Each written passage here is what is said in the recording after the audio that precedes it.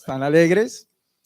Bueno, estamos contentos porque hemos podido disfrutar de un tiempo para adorar al Señor y podemos seguir disfrutando un tiempo, continuar adorándole. Cuando recibimos la palabra de Dios, continuamos adorándole. Es un proceso en que el Señor está impartiendo su palabra en cada uno de nosotros. ¿Estamos de acuerdo hasta ahí? Amén. Hay algunos de acuerdo, no sé los otros. ¿Estamos de acuerdo? Venimos a escuchar la voz de Dios. ¿Quiere usted escuchar la voz audible? Vamos a leer la palabra. Pablo le dice a Timoteo que él debía dedicarse a la lectura, a la exhortación y a la enseñanza. Y si usted quiere saber el propósito, tal vez usted no tenga todavía eso claro, estamos en este tiempo dedicándonos a eso. Vamos a leer la palabra, vamos a enseñar la palabra, a comprender juntos la palabra y va a haber una exhortación porque no se trata solo de saber unas cosas bonitas, nuevas, se trata de que la palabra está cambiando el corazón de cada uno de nosotros. Vamos a seguir estudiando y si usted tiene ahí en su Biblia Mateo capítulo 5, hemos venido estudiando el Sermón del Monte, la constitución del reino de Dios. De alguna manera esta es la columna vertebral del reino de Dios al cual si usted es de Cristo pertenece. Si usted es del Señor, si ahora descansa en Él, usted pertenece al reino de Dios. Y fíjese que empezamos hablando de las bienaventuranzas y era la característica de las personas que hacen parte de los ciudadanos del reino de Dios. Bienaventurados, ¿se acuerdan?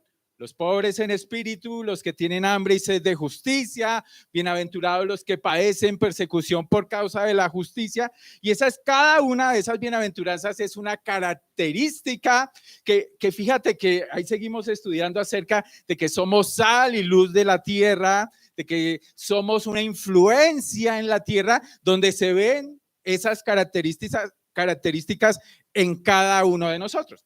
Y desde hace como 3 enseñanzas entramos a una nueva etapa de esa enseñanza y es una serie que se titula Viendo o Entendiendo la Biblia con los ojos de Jesús. Vamos a aprender esto. No, es que lo tenía apagado yo y es que así apagado no funciona. Listo, ahora sí. Entendiendo la Biblia con los ojos de Jesús. Y lo que está pasando aquí es que los que estaban escuchando a Jesús estaban sorprendidos de lo que Jesús decía. Oiga, bienaventurados los pobres, bienaventurados los de limpio corazón, bienaventurados los misericordiosos. Y entonces le preguntan, ¿usted nos trae una nueva enseñanza, una nueva doctrina? ¿Y se acuerda que estudiamos? No, él dijo, no, yo no he venido a anular el Antiguo Testamento. Por el contrario, yo soy la culminación del Antiguo Testamento y él empezó a aclarar el verdadero sentido de la ley. El Señor muchas veces repite, oiga, necesitamos oír con de alguna manera los oídos controlados por el Señor Jesús. Mira cómo oyes, le dice Jesús a la multitud, miren cómo oyen. Y es lo que necesitamos hoy, que estemos atentos a cómo oímos, porque muchas a veces de nuestras prácticas, de nuestras creencias, se basan en un mal entendimiento de la palabra de Dios. ¿Estamos de acuerdo? Entonces vamos a leer todos, pongámonos de pie, como dice Pablo a Timoteo, nos vamos a dedicar primero a la lectura. Vamos a leer. Y hace algunas semanas estudiábamos acerca de lo que el Señor dijo sobre no matarás. Hoy vamos a estudiar un asunto que bueno, me estoy pegando con este cosito. Listo. Vamos a leer, entonces yo como siempre empiezo, primer versículo y ustedes hacen los versículos pares. Entonces dice el Señor, esta es la palabra del Señor para la iglesia, Aposento Alto, Piedra Viva hoy. Oíste que fue dicho, no cometerás adulterio.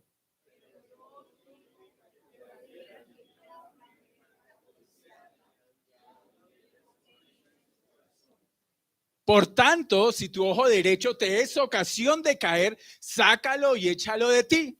Pues mejor te es que se pierda uno de tus miembros y no que todo tu cuerpo sea echado al infierno.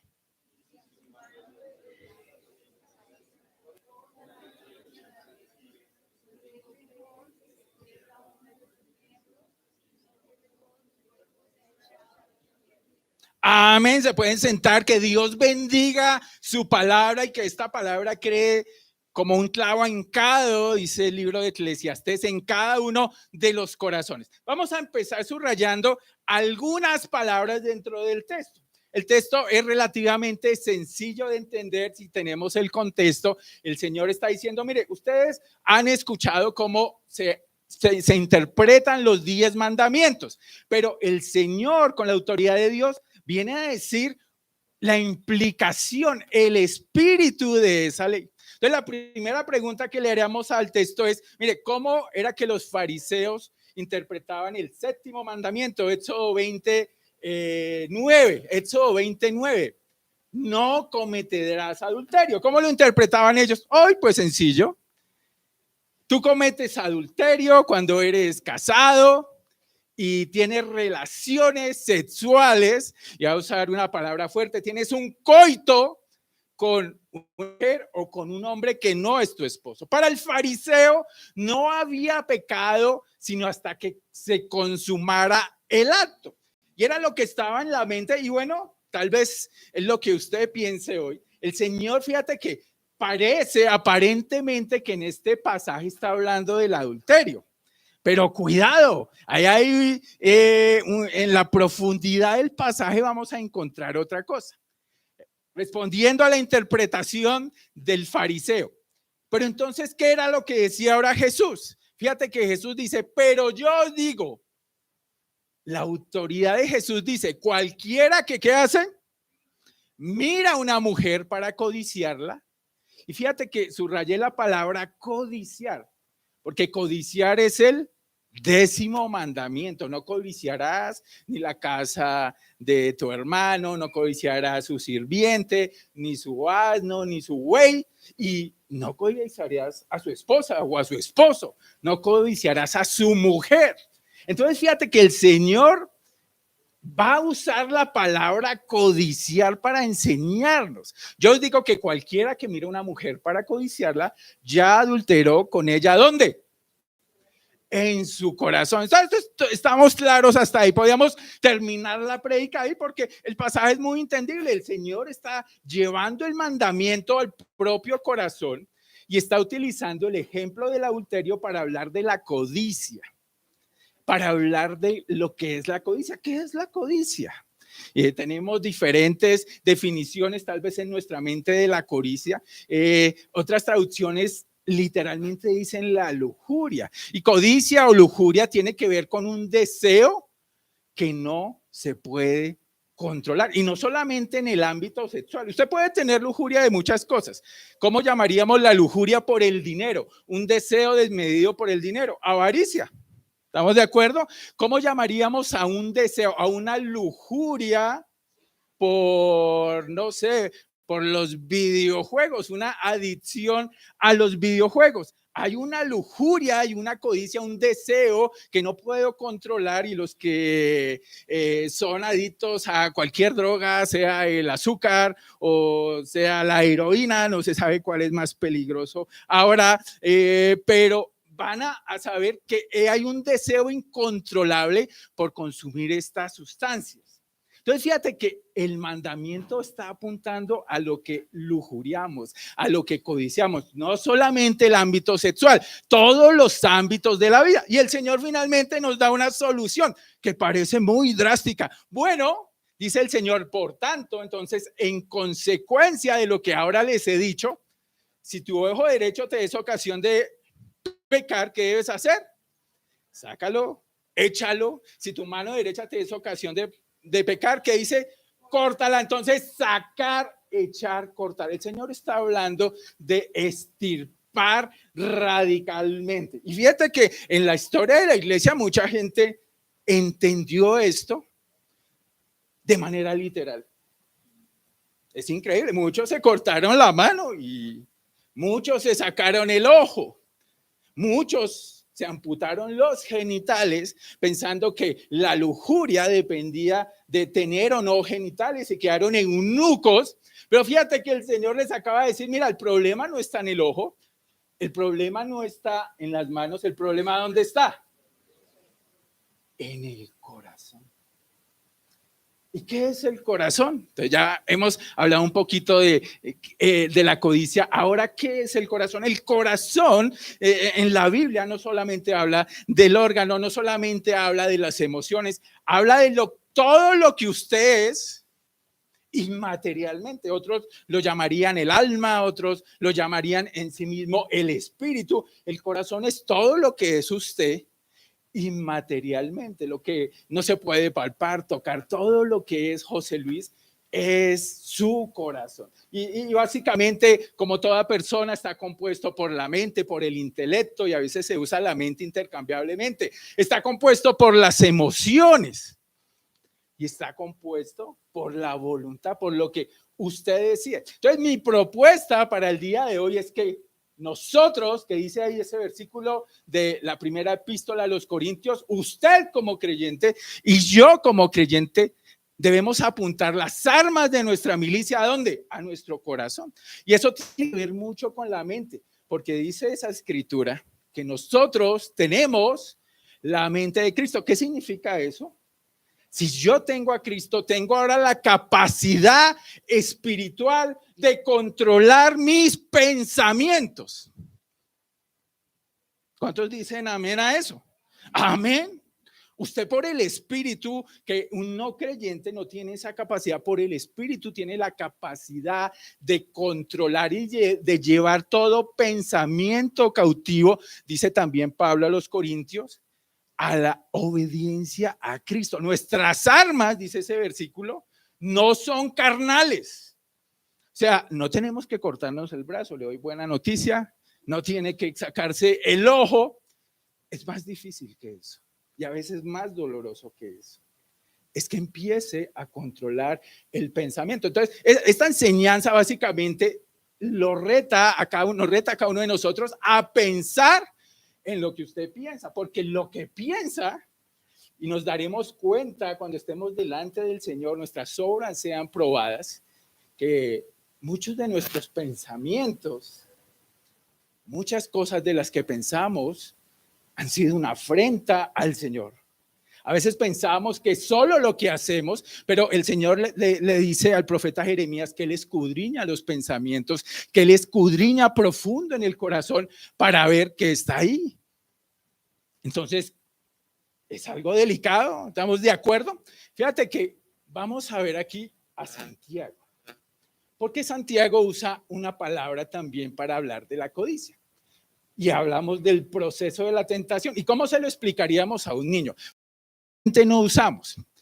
Santiago dice, oiga, cuando alguno es tentado de parte de Dios, tentado por el mal ni tienta a nadie. Entonces, no, el problema no es que lo que hace Dios, el problema es lo que hace usted, versículo 14, sino que cada uno es tentado cuando de su propia, ¿qué? Concupiscencia. Esa palabra es rara y ha sido tan malentendida muchas veces, cuando de su propia concupiscencia es atraído y seducido. Entonces, la concupiscencia, después que ha concebido, da a luz el pecado, y el pecado siendo con la muerte. ¿Cómo le explicaríamos eso a un niño? Para que lo entendamos, tratémoslo de entender cómo, porque esa palabra, explicarle a un niño la concupiscencia, para nosotros decir un concepto como, bueno, habla de los deseos del corazón, de los deseos malos del corazón, pero fíjate cómo funciona el proceso de la tentación. Y piense en su mente. ¿Usted cómo aprende las cosas? Le voy a contar algo. Yo conocí a alguien, y era un extranjero hace años, que había vivido en el norte de los Estados Unidos, que tenía más o menos, yo creo que unos 25 años, que nunca había conocido un mango. ¿Usted sí conoce el mango? ¿Ha probado el mango? ¿Le parece delicioso el mango? Pero fíjate que el 70% de la humanidad no ha probado un mango, porque el mango es una fruta tropical, es una fruta que poco se exporta porque es muy delicada o relativamente delicada. Cuando se exporta es bien costosa. En algunos países es un lujo y usted puede aquí comer mango casi todo el año, todos los días, y el mango es relativamente barato. ¿Estamos de acuerdo? Entonces, ¿cómo? Y a mí me sorprendió esa persona cómo miraba el mango. Y vamos a tomar eso como un ejemplo para ver cómo nosotros aprendemos del conocimiento. ¿Cómo conocemos un mango? ¿A través de qué? ¿De qué? La vista, los oídos. Bueno, el mango tal vez no se puede oír, pero cuando usted lo mueve, a través del tacto, a través de todos los sentidos. Y así conocemos todas las cosas. ¿Estamos de acuerdo? Y fíjate que yo le explicaría a un niño que en su cerebro, el cerebro hace como una tarjetica de evaluación, donde está el intelecto, donde están las emociones y donde está la voluntad. Entonces, cuando usted prueba el mango, cuando usted lo ve, sabe que es amarillito, cuando lo prueba sabe dulce, tiene cierta textura, bueno, todas las características, el cerebro las toma. Y el intelecto, ¿qué dice? Él abre una carpetica en el cerebro y ¿sabes qué es lo que dice? Bueno, esto se llama mango. Etiqueta, el cerebro inmediatamente empieza a etiquetar. Y el mango tiene ciertas características, es dulcecito, y ahí empiezan las características de la información. Es una fruta, se produce en Colombia, tales, vale tanto, toda la información del intelecto. Pero la experiencia de probar un mango también crea emociones. Porque decidimos, oiga, ese sabor me gusta o ese sabor no me gusta. A los bebés a veces sabores que nos gustan a nosotros, a los bebés no les gusta. También depende de la circunstancia. No es lo mismo probar un mango después de almorzar que probar un mango después de 7 u 8 días sin comer. La emoción es distinta, ¿estamos de acuerdo? Entonces el cerebro anota, ese mango me causó esta emoción. Me gustó, no me gustó, lo quiero volver a deleitar. Y además el cerebro, por todo lo que ha aprendido, tal vez por la Biblia que tiene, lo clasifica como algo bueno, agradable a Dios, o lo clasifica como algo malo.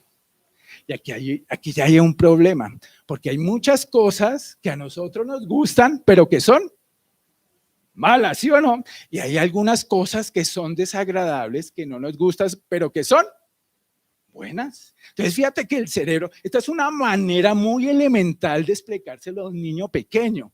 Entonces, ¿qué es la concupiscencia después de esa explicación? Fíjate que el cerebro después de eso tiene un apartado de los deseos. Y están los deseos que uno sabe que son buenos. ¿Sabe cómo le vamos a llamar a esos? Inocencia. Y el cerebro también habla de los deseos que no son tan buenos, que son desagradables delante de Dios. ¿Cómo lo vamos a llamar? La concupiscencia. ¿Estamos de acuerdo hasta ahí? Me lleva al hilo de la historia. La concupiscencia es ese archivo donde están todos los deseos perversos de su propio corazón, en lo que usted experimentó, en lo que usted oyó, en la información. Y ese archivo está lleno de información, tanto como este. Aquí está tal vez toda la información bíblica, todo lo que usted conoce, todo lo que usted sabe que es agradable a Dios, pero allá está todo lo que usted ha vivido en su vida y sabe que no le agrada a Dios. ¿Y qué nos decía el texto? Sino que cada uno es tentado cuando de su propia concupiscencia primero es atraído, después seducido, después concebido y después consumado. Entonces, mire, el proceso de la tentación. ¿De dónde viene la tentación? De un estímulo externo. Algo se le apareció a usted. Puede ser con minifalda o puede ser un pastel que usted sabe que no debe comer o puede ser cualquier estímulo de afuera. ¿Y sabe qué pasó? La concupiscencia que había en usted, ¿qué fue lo primero que hizo? Lo atrajo, lo atrajo, lo atrajo y ese deseo se despertó. ¿Hay pecado en ser simplemente atraído? Entonces, ¿qué dicen? No, hay muchas cosas que nos atraen, no nos atraen las mismas cosas. ¿Depende de qué? De su concupiscencia, de los deseos distorsionados de su corazón. Hay cosas que a ti me atraen que a mí no, y hay cosas que a usted lo atraen que a mí no. Y fíjate que tiene que ver con la información. Cuando usted está tal vez con la idea de comprar un carro, empieza a obtener información de carros y dice, mire, este me gusta. ¿Y sabe qué pasa? Usted sale a la calle y cada vez que ve ese carro, usted nunca había mirado que ese carro existía tal vez. Atraen inmediatamente. Le pasó a un amigo de nosotros llamado David. Él estaba en la terraza de su casa y a lo lejos vio una vecinita que se llamaba Betsabé, que era muy hermosa, y el hombre, ¿qué fue lo primero que hizo? La miró. Bueno, y mirarla en sí mismo hasta ahora no es pecado. ¿Qué hace la concupiscencia después? Después en seducir. ¿Qué es seducir? Fácil. Es convencer a alguien de algo que no quiere. ¿Sí lo han seducido en los últimos días? Espero que a cosas buenas hayan seducido. Es una balanza donde se pone y donde usted empieza a dudar. ¿Será que lo hago? ¿Será que no lo hago? Yo sé que es malo, pero me gusta. Yo sé que no es lo mejor, pero me gusta. Y empieza una guerra dentro de usted. ¿Para qué? Para que usted sea seducido. Le pasó a David. Él se quedó mirando a la chica y fue lo que hizo. Él perdió la guerra en su corazón porque le dijo a su sirviente, oiga, averígüeme el nombre de esa pelada. Le dijo así, averígüeme, ¿quién es ella?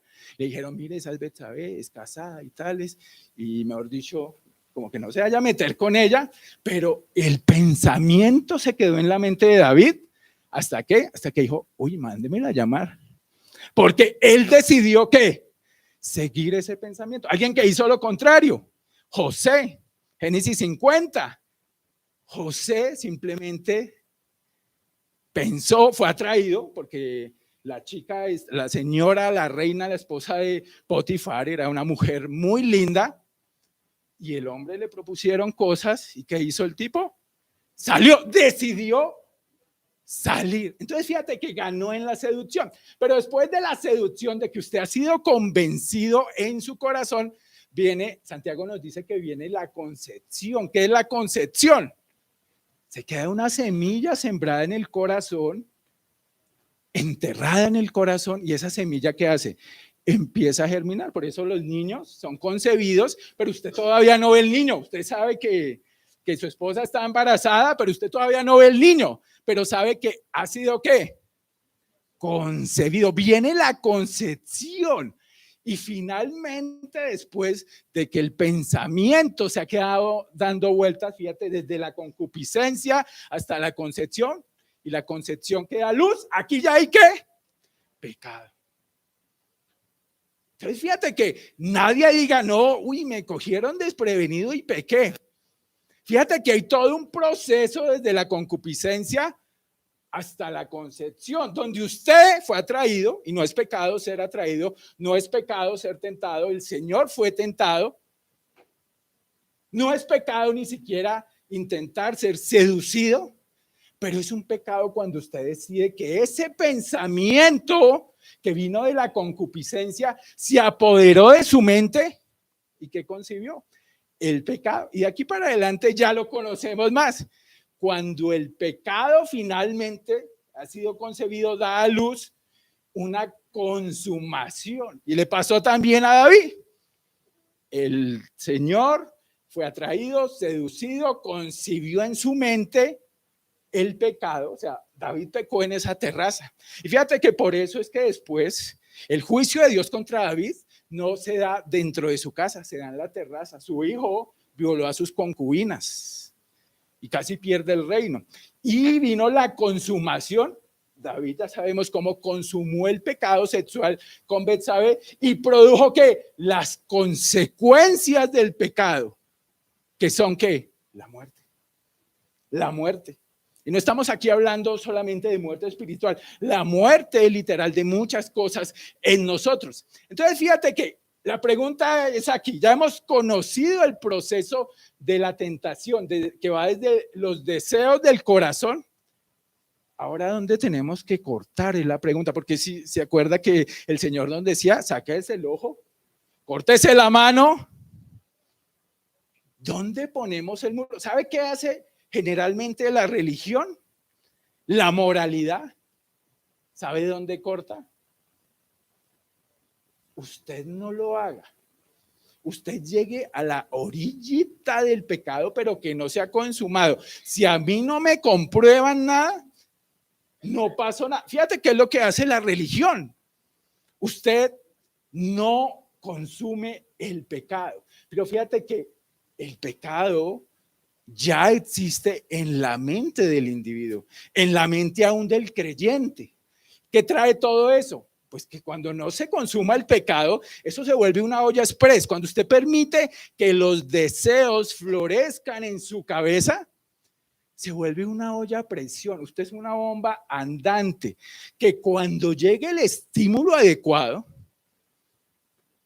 si su mente está llena de imágenes de desnudos, de mujeres o de hombres desnudos, de pornografía, usted está a un paso de que cuando, mejor dicho, llegue el estímulo adecuado, porque los estímulos van a estar ahí. No se trata de que los estímulos desaparezcan. Usted no puede controlar todo lo que pasa afuera, no puede controlar cómo se viste su compañera de trabajo o su compañero de trabajo, no puede controlar las palabras que él le dice, no puede controlar muchas veces absolutamente nada. Lo que usted puede controlar es lo que hay en su corazón. Entonces, fíjate que eso trae frustración y muchas veces asociamos a la gente religiosa con personas frustradas, con personas que no se les permite. Muchas veces llega la gente a la iglesia pensando, bueno, ¿y aquí qué me van a prohibir? Me van a prohibir el traguito, me van a prohibir los cigarrillos, me van a prohibir ver ciertas cosas. Y el método que nos da Santiago es que no cortemos, no pongamos un bloqueo en la consumación del pecado, porque de eso no se trata. El Señor nos ha dado la capacidad, y ahí está lo malo, el Señor nos ha dado la capacidad ¿de qué? De que usted corte en la seducción. Y si se puede más atrás, muchas veces es natural que seamos atraídos a ciertas cosas según la concupiscencia, pero un primer elemento para empezar es que usted decida en el poder del Espíritu Santo, y eso va a traer unas tareas adicionales. No solamente es pedir el Espíritu Santo, protégeme de adulterar cuando usted ya está en un motel, en un jacuzzi. Ahí ya perdió la batalla, mi querido amigo. Ahí no es la lucha. La lucha es mucho antes, donde usted es atraído, pero por el Espíritu tiene la capacidad de no ser seducido por el pecado, y si es necesario salga corriendo, mi querido amigo.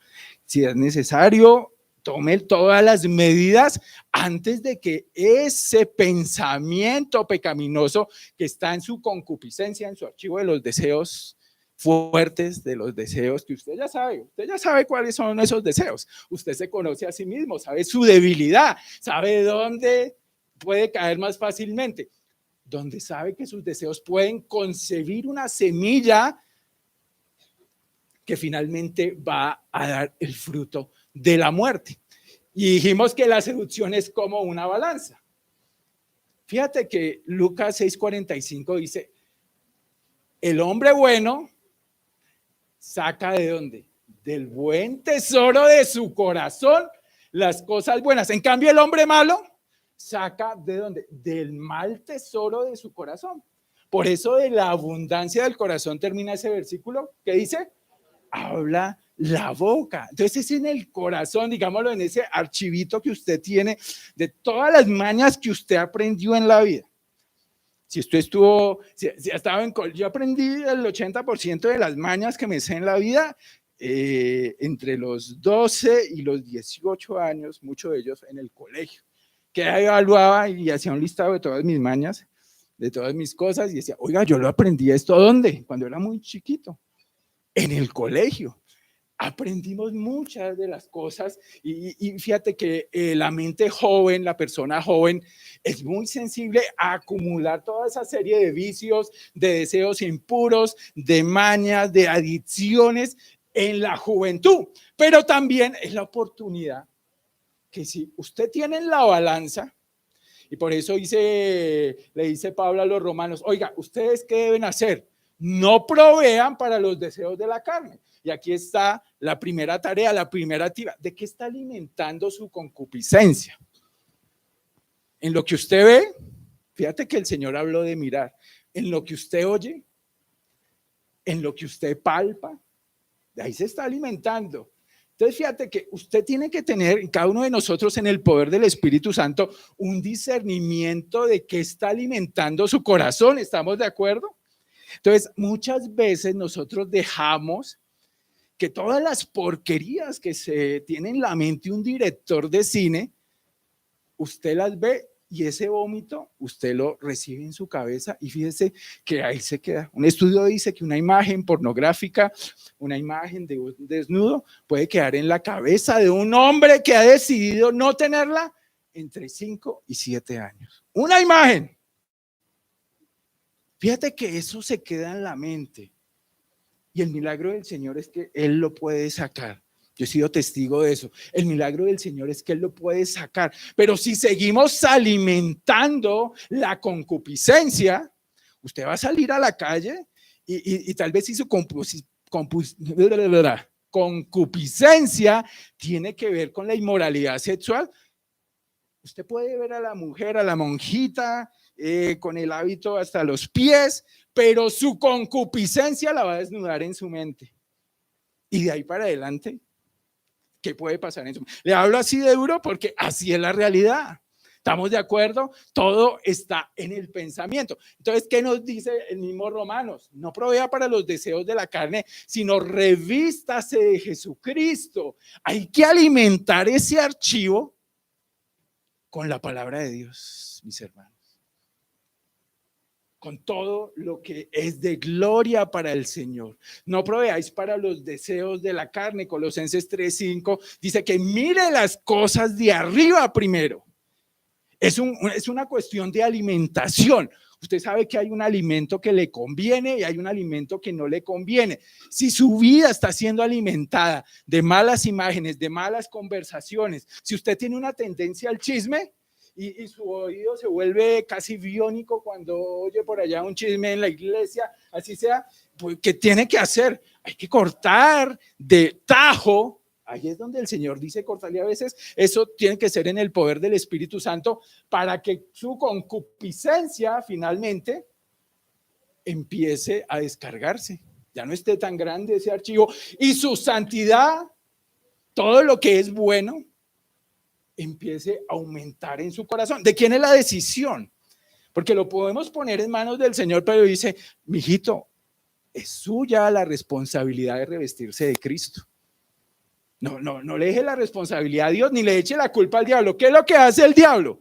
El diablo simplemente trata de seducirlo. Con todo el sistema mundo que funciona para que usted crea ciertas cosas, para que usted confíe en ciertas ideologías, para que usted tenga en su mente cierta cantidad de cosas y está allá afuera engañando a mucha gente. Pero el diablo no puede poner en sí mismo pensamientos en su propio cerebro. Usted tiene en el poder del Espíritu Santo la capacidad de restringir lo que entra a su mente para que esa concupiscencia no se vuelva incontrolable. ¿Qué pasa cuando matrimonios han caído? Cuando usted decía, esta persona que servía al Señor y cayó en pecado, bueno, eso fue todo un proceso, pero a veces nos sorprende. Pero, hermanos, si nos descuidamos, la concupiscencia nos puede hacer dar 3 vueltas y nos atrae, finalmente dejamos que nos seduzca y finalmente perdemos la batalla en la mente. Tal vez usted hoy está aquí con una mente cargada de semillas, de cosas que no agradan a Dios, no las vamos a nombrar aquí. Tal vez usted ha aprendido muchas cosas, vio la televisión, escuchó un audio, escuchó una canción y ahora sabe muchas más cosas de las que sabía hace un año y se pregunta, bueno, ¿eso también se puede hacer? No dejemos que la basura del mundo, mis hermanos, esté penetrando en el corazón, porque ahí es donde estamos completamente muchas veces indefensos de algo para ser firmes con el Señor en medio de la tentación. ¿Qué dice Filipenses? Fíjate y vamos a terminar con esto. Y la paz de Dios, que sobrepasa todo entendimiento, guardará vuestros corazones. Y está hablando de toda, finalmente de la obra de Jesucristo que nos hace pertenecientes a Él y vuestros pensamientos en Cristo Jesús.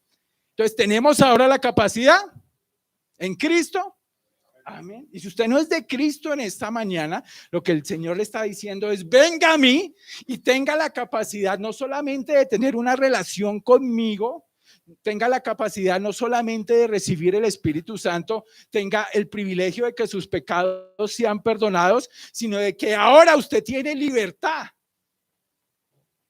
Libertad para hacer lo que agrada al Señor, que no la tiene ningún incrédulo, que está cegado.